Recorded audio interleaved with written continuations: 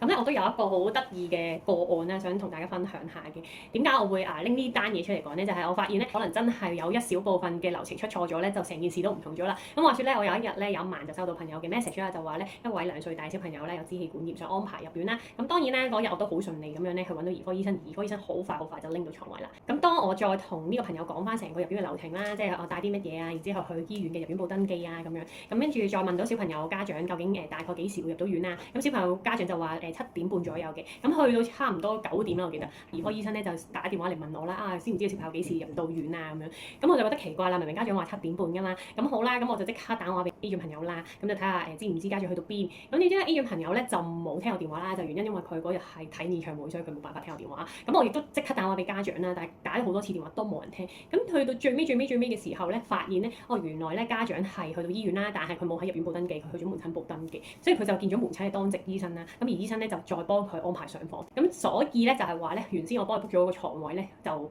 白等咗2個鐘啦，醫生都白等咗2個鐘啦，而小朋友就瞓咗喺隔離床啦。有機會需要去揾到我哋幫手拎床位嘅時間咧，真係要所有嘅流程細節咧都冇必要同翻家長講聲啦，同埋咧就係我哋中間嘅情況咧就必須要保持溝通啦，就係咁啦。